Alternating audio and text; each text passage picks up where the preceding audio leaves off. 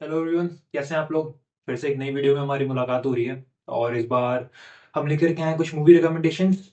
और बहुत सारी मूवीज थी जो मैंने अच्छी अच्छी मूवीज देखी इस बार, और मुझे लगा कि आप लोगों के साथ में वो सारी मूवीज शेयर करनी चाहिए। कुछ मूवीज हैं जो काफी फेमस हैं, कुछ मूवीज हैं जो कल्ट हैं, बट कुछ मूवीज हैं जो शायद आपने उतनी नहीं देखी होंगी, मगर अगर आप देखेंगे तो वो अपने आप में एक एक्सपीरियंस है, अपने आप में एक ना एक एक जिंदगी में आपको लेकर के चली जाती हैं, जिस तरीके से शायद हम लोग सोचते नहीं अपनी जिंदगी में। जिस तरीके से शायद हम थोड़ा एक्सपीरियंस नहीं करते चीज़ों को, या करते भी हैं तो एक एक थर्ड पर्सन की कैटेगरी से, एक न्यूट्रल पर्सन की कैटेगरी से थोड़ा ज़ूम आउट करके ज़िंदगी को हम देखते नहीं। बट ये वो कुछ मूवीज़ रहेंगी जो आपको दिखाएँगी, शायद आपका पर्पस ऑफ लाइफ और ज़्यादा क्लियर कर दें, जिनसे कि मेरा ही पर्पस ऑफ लाइफ ज़्यादा क्लियर हुआ था। और इसी के साथ में शुरुआत करते हैं यार अपनी मूवीज़ की लिस्ट का। और जो हमारी पहली मूवी है, वो इसी चीज़ पर है, पर्पस ऑफ लाइफ को लेकर के। और आप लोगों ने देखी होगी शायद, सुना तो ज़रूर होगा इस मूवी के बारे में। मेरी फेवरेट मूवी है, one of the favourite movie है। मूवी का नाम है स्वदेश। मेरे ऊपर तो इस मूवी का जितना इम्पैक्ट रहा है उतना कम ही रहा है, मुझे लगता है मैंने इतनी बार ये मूवी देख ली है। शाहरुख सर की ये मूवी है और मुझे तो लगता है कि उन्होंने अपनी जिंदगी की बेस्ट एक्टिंग इस मूवी में करी थी। उनकी लाइफ की बेस्ट मूवी है ये। आशुतोष गोवारिकर सर ने इस मूवी को डायरेक्ट करा। और मोहन भार्गव जो जिस प्रोटोगोनिस्ट का कैरेक्टर शाहरुख खान प्ले कर रहे हैं इस मूवी के अंदर, वो नासा में साइंटिस्ट होते हैं शुरुआत में। और उसके बाद में वो कैसे अपने गाँव वापस आते हैं अपनी माँ के लिए, जिन्होंने उन्हें बचपन में पाल पोस के बड़ा किया होता है, वो उनकी बायोलॉजिकल मदर नहीं होती है। और उसके बाद वो उन्हें लेने के लिए वापस आते हैं, फिर वो गाँव की हालत देखते हैं और गाँव की हालत देखने के बाद में वो वहाँ पर काम करते हैं। बहुत फेमस मूवी है, आप सब लोगों ने इस मूवी के बहुत सारे सीन्स भी देखे होंगे। कुछ सीन हम यहाँ पर लगा भी देंगे जिससे कि आप समझ सकें मैं किस मूवी की बात कर रहा हूँ। कल्ट मूवी है एक, बहुत बहुत सारे लोग इसको पसंद करते हैं, मेरी भी one of the most favourite movies के ऊपर है। मूवी नेटफ्लिक्स पर अवेलेबल भी है। ये मूवी सिर्फ आपको एक सेंस ऑफ रिस्पॉन्सिबिलिटी नहीं सिखाती। आप भले ही बहुत कुछ जिंदगी में कर भी रहे हैं, बट जिंदगी का जो सही पर्पस है ना, वो कई बार हमें बहुत लेट समझ में आता है। क्योंकि हमने एक रेस में दौड़ते हैं बचपन से ही। स्कूल स्कूल के बाद में कॉलेज, कॉल के बाद में ये, उसके बाद में वो, पूरी जिंदगी पहले से ही तय करके रखी होती है लोगों ने हमारे लिए, समाज ने हमारे लिए। हम कभी रुक करके, ठहर करके, बैठ करके सोच ही नहीं पाते हैं कि यार हमें करना क्या है। और एक्चुअल में मैं जो जिंदगी जीने वाला हूँ यार, ये एकदम खत्म हो जाएगी। तो इससे तो अच्छा है ना यार कि आप वो जियो जहाँ पे कंपटीशन है ही नहीं। हम लोग ये जो काम भी कर रहे हैं यहाँ पर, हम इसलिए नहीं कर रहे कि यार we are in competition with someone और ऐसे करके कुछ है। मगर हम बाहर जो भी कुछ करते हैं ना, वो किसी कंपटीशन में होता है कि यार मुझे उससे अच्छा करना है, मुझे उससे अच्छा पे चेक लेना है, मुझे प्रमोशन लेना है, मुझे ये करना है, मुझे वो करना है। शाहरुख सर की जिंदगी भी इस मूवी शुरुआत में ऐसे ही चल रही थी, यहाँ हम कहें मोहन भार्गव की जिंदगी। वो भी प्रमोशन की सीढ़ियां चढ़ते चले जा रहे थे, उन्हें अमेरिका में अपनी जो सिटीजनशिप है वो भी मिलने वाली थी। और जिंदगी जैसे कहते हैं ना कि दी बिग अमेरिकन ड्रीम उनका फुलफिल हो गया था। बट उन्होंने फिर भी चुना एक छोटे से गांव चरणपुर में आकर के रहना, वहां के लोगों की मदद करना, उन सब लोगों को अपना बना लेना। और उन्हें वास्तविकता में पता चलता है कि उनका जो देश है वो भारत है। अमेरिका में पहले से ही बहुत सारे लोग हैं, अमेरिका पहले से ही बहुत उन्नति कर चुका है, बट जरूरत तो यहाँ पर है ना, जरूरत तो उस सेक्टर को थी ना। हमें से बहुत सारे लोग ये चीज नहीं सोचते हैं। देखिए, हम अपनी डेवलपमेंट के बारे में सोचना कोई बुराई नहीं है। हम सब लोग एक बेटर फ्यूचर चाहते हैं। हम सब लोग एक बेटर फ्यूचर चाहते हैं अपने लिए, अपने स्पाउस के लिए, अपने बच्चों के लिए, अपने पेरेंट्स के लिए, सब लोगों के लिए। बट थोड़ा सा आप सोच करके देखिए ना कि अगर जिन लोगों को हम आज ग्रेट कहते हैं, अगर उन सबने वही चीज सोच ली होती, तो क्या हमारा देश आजाद भी हो पाता। सुभाष चंद्र बोस ने तो इनफैक्ट आईसीएस भी क्लियर कर लिया था। बट उसके बाद भी उन लोगों ने वो सारी की सारी चीजें छोड़ी, और वो चीजें छोड़ने के बाद में उन्होंने देश की स्वतंत्रता के लिए लड़ाई लड़ी। या मैं कह सकता हूँ कि जो सही काम उस समय उनको लगा, जो जरूरी है, वो उन्होंने जाकर के किया।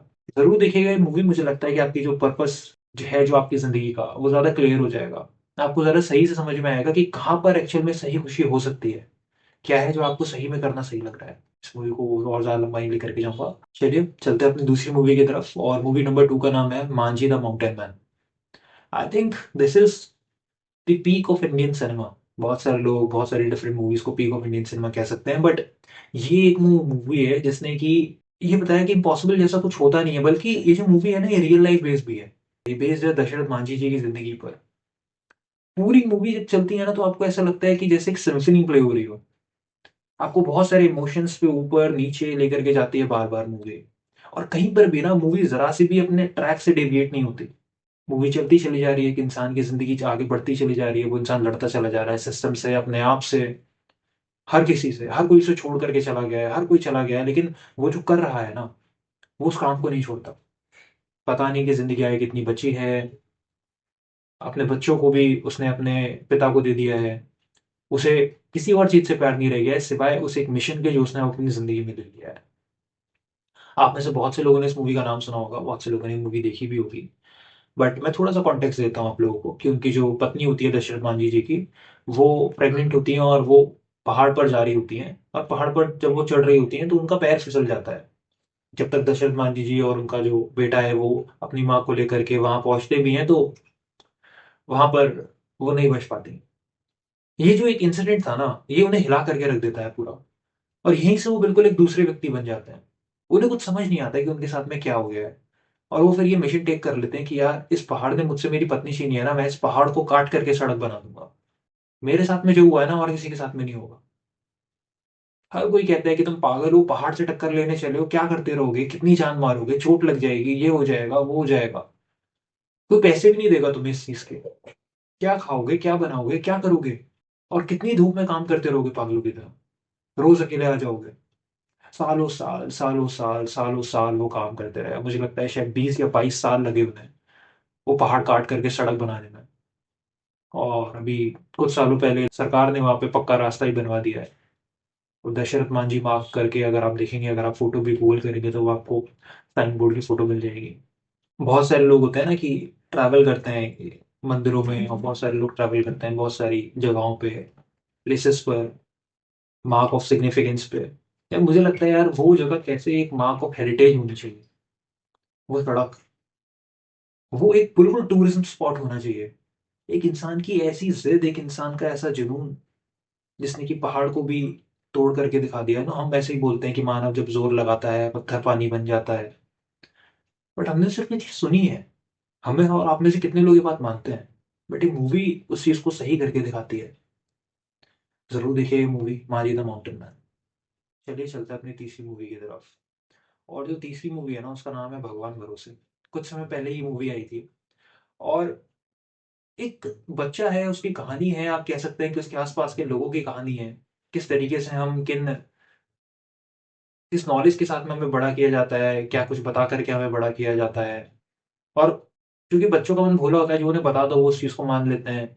वही मान करके वो स्कूल चला जाता है। स्कूल में जब उसको सही चीजें बताई जाती हैं, तो उसको लगता है कि अरे ये क्या बता रहा है मुझे, घर पे तो बाकी सारी चीजें और बताई गई हैं। और उसको लगता है कि यार ये मास्टर पागल है। किसी को ये पता है कि सूर्य ग्रहण क्या होता है? आकाश में चंद्रमा धरती का चक्कर लगाता है और धरती सूर्य का। ये गलत बोल रहा है सर। धरती सूर्य का चक्कर कैसे लगा सकती है? धरती तो शेषनाग के सर पर विराजमान है। आप बच्चों को साइंस पढ़ाते हैं कि अमर चित्र कथा? हाँ, मास्टर लोग पगला गया है। कह रहा था कि धरती आकाश में लटका हुआ है। ये देख, चप्पल तो नीचे गिर गई ना, ये तो मैं लटका रहा आकाश में। वो जो आज बड़का अफसर आया था ना, वो तो पूरा पागल था। आप में से बहुत लोगों ने इसके क्लिप्स देखे होंगे रील्स पर, यूट्यूब शॉर्ट्स पर, या और कहीं यूट्यूब वीडियो वगैरह पर। मूवी इतना मुझे लगता है शायद कलेक्शन तो नहीं कर पाई। बट ये जो अपने आप में एक मूवी थी ना, मुझे लगता है कि यार एक बड़ी सादगी से, एक बड़ी कम बजट में बनी हुई, एक one of the most epic, शायद इसके लिए कुछ गलत शब्द नहीं होगा। शायद हम एपिक का मतलब समझते हैं कि बहुत बड़े बजट की कोई चीज बनी हुई, बहुत बड़े मेगा स्टार्स उसमें काम करें, और ये और वो, उसे हम शायद एपिक बोलते हैं। लेकिन मेरी नजर में एक एपिक वो मूवी होती है ना यार, जो कि आपको छू करके चली जाए बिल्कुल, जो कि आपको एकदम मेस्मराइज कर दे और आपको सोचने पर मजबूर कर दे अपने वैल्यू सिस्टम्स के ऊपर, अपने ऊपर, कि आपने आज तक जो कुछ सीखा है, हम जो आकर के अपनी जनरेशन को फॉरवर्ड कर रहे हैं, क्या वो चीज सही भी है? क्या वो मूवी एपिक नहीं है?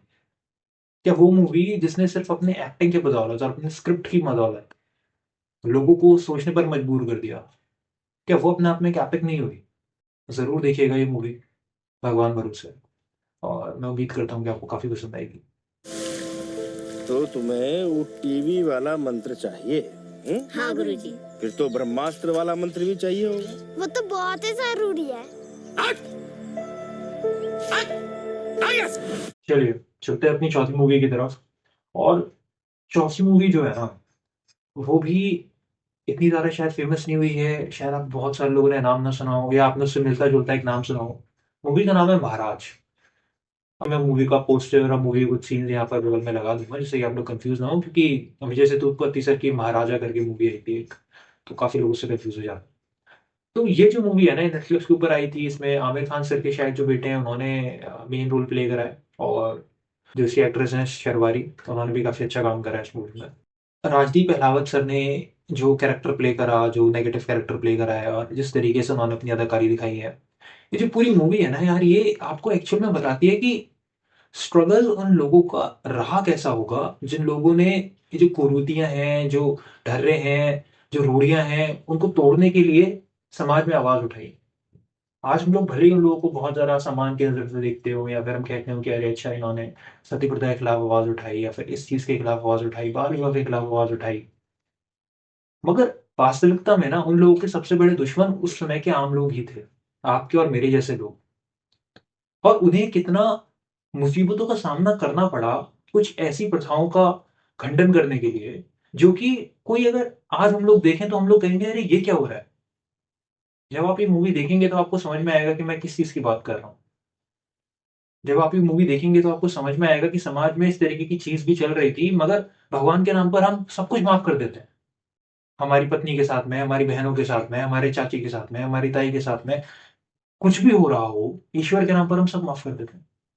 दूसरी दुनिया के नाम पर हम लोगों को जला देते हैं। ये मूवी आपको सोचने पर मजबूर करेगी कि आज भी हम उन चीज़ों को कहीं कैरी ऑन तो नहीं कर रहे हैं। आज भी हम एक समाज के सर्टेन तबके को दबाने की तो कोशिश नहीं कर रहे हैं।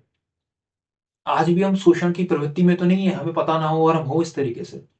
हमें लगता है कि अरे इसमें क्या गलत हो रहा है, ये तो भगवान का कार्य है, ये तो इसका कार्य है, ये तो उसका कार्य है, अरे ये तो पुण्य मिलता है इन चीज़ों से। तो बिना अपना दिमाग लगाए, बिना सोचे, बिना अपने कोर सिस्टम को टेस्ट करे, और हम खिलाफ में खड़े हो जाते हैं उन लोगों को जो कि शायद हमें ही बचाने के लिए आए हैं। मूवी को ज़रूर देखिएगा, मैं इस मूवी के बारे में और ज़्यादा नहीं बोलूँगा, बट महाराज इस मूवी को आप ज़रूर देखिएगा। जिनके लिए लड़ रहा हूँ वही दुश्मन बने बैठे।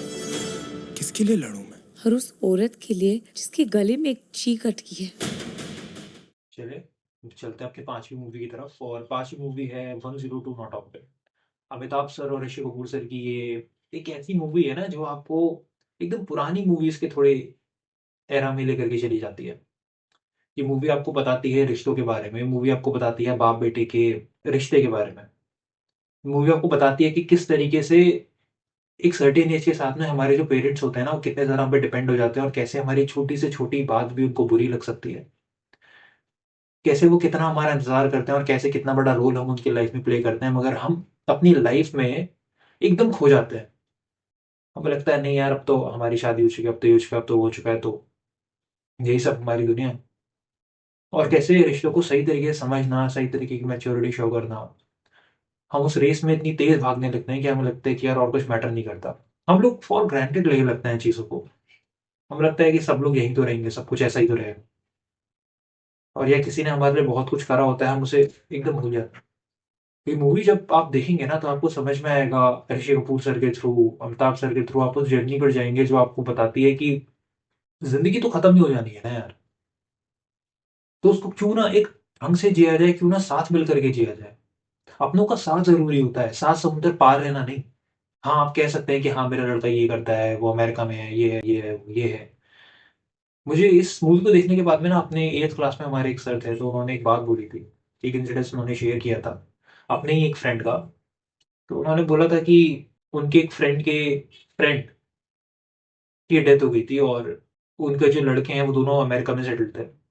और जब डेथ हुई तो बड़े लड़के ने छोटे लड़के से बोला कि इस बार तुम चले जाओ, अगली बार जब मम्मी जाएंगी तो मैं चला जाऊंगा। लाइक हम बचपन से अपने बच्चों को ही बताते हैं ना कि अच्छा करो, करियर बनाओ, ये करो, वो करो, ये करो, वो करो, ऐसे करो, ये करो। और जब वो चीज़ हो जाती है ना, तो दोनों लोग बस सोचते हैं कि यार क्या ये सही भी हुई। बच्चे कब इतनी दूर निकल जाते हैं पता ही नहीं चलता। वैसे में वहाँ की भी गलती होती है कि हम उन्हें सही तरीके से समझते नहीं हैं। ये भी रीज़न होता है उनका हमसे दूर हो जाने का। ये मूवी आपको यही बताएगी कि कैसे आपको दूसरों को समझना चाहिए, और कैसे आप ज़िंदगी में बहुत दूर जब निकल जाते हैं ना, आपको लगता है कि आप जी लेंगे, आपको लगता है कि सब कुछ हो जाएगा, लेकिन जब आपके साथ में वो सेम चीज़ होगी ना, तब आपको समझ में आएगा। ये मूवी देखिएगा, इस मूवी की जैसे शुरुआत होती है, जिस तरीके से पूरी मूवी चलती है, और जिस तरीके से मूवी एक पर्टिकुलर इंसिडेंट पे आकर के एंड होती है, मूवी आपको एक नई उमंग के साथ में, एक नए होप के साथ में, एक दुनिया को नए नज़रिए से देखने के साथ में छोड़ करके जाती है। और आपको ना एक सबसे बड़ी बात है कि आपका फ्यूचर थोड़ा-सा फास्ट ट्रैक करके दिखाती है। और क्या आप आज चेंज कर सकते हैं अपने आप में। क्योंकि फ्यूचर तो हमेशा प्रेजेंट में ही होता है ना। आपने प्रेजेंट संभाल लिया तो फ्यूचर अपने आप संभल गया। ज़रूर देखिएगा इस मूवी को।